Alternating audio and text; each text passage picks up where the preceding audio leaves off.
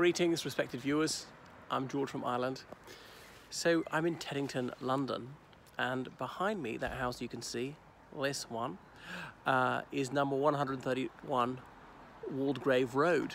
And this is where Noel Coward was born in 1899.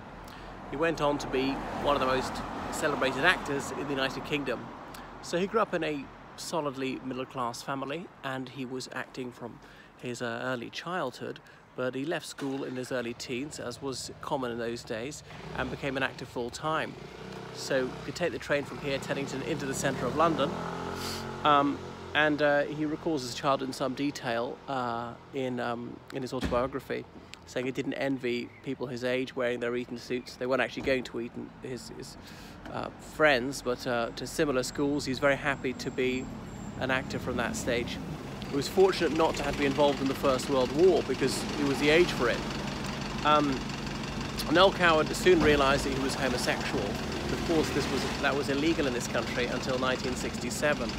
So he had to be discreet about that, but obviously it was tolerated in theatrical circles, and there were certain loose bars in Soho, which is near the West End, just by the theatre area, which were known to be gay watering holes.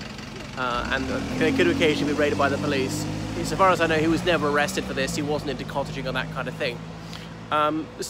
He was well known not just for treading the boards, but as a playwright. And by the time the Second World War broke out, he was probably Britain's leading actor. Maybe him and Laurence Olivier would be vying for that title. In the Second World War, he wanted to do his bit for the cause, and he wrote many songs. He liked to tinkle the ivory to these. Don't Let's Be Beastly to the Germans was one of them, or one about London Pride, and there's that beer called London Pride partly because of that. And what's the other one? Well, he started a film called In Which We Serve, which is about the Royal Navy.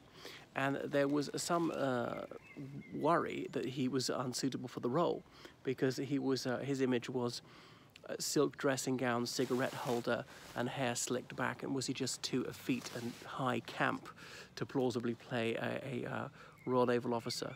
But, well, it was all about rum, sodomy, and the lash, as the First Lord of the Admiralty, Churchill, once said. Anyhow, most people think that he carried it off with aplomb, so you can see that, which has to pose as straight, a married man with children. It's something that's hardly viewed at all these days, In Which We Serve, and his ship gets sunk in the middle of it. And his cinematic career carried on that trajectory after the Second World War. By the late 60s, well, he was getting on, obviously, but he was a bit old hat, and people were looking onto a newer generation of actors. And him speaking that high-pitched voice very, very fast, that was no longer the way people wanted their films. They wanted things a bit more realistic and not focusing on him. He was bourgeois, but often playing upper class. By the 60s, there's more of a fashion for films about working-class characters. He spent a lot of time in Jamaica. He had a house there, and he was good friends with Ian Fleming of James Bond fame. Then in the 50s, he'd revived his musical career with Mad Dogs and Englishmen Go Out in the Midday Sun, and that's a phrase which has entered common parlance. His last film appearance was 1967, The Italian Job, and it was filmed in Kilmainham Jail, Dublin, well, the jail scenes. And there he is, having his slippers put out for him beside his bed.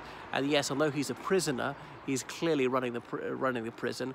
He's an upper-class con, and he's got all the prison officers acting as butlers and things like that, and held by the other prisoners. So he has to wear the uniform, but it's clear that he's king of the prison. That was that. He died in 1971, and he never publicly declared that he was gay, because he said there might be a few little old ladies who wouldn't have realised, so he didn't want to spoil his image with them. Well, that is Noel Coward of the unfortunate surname.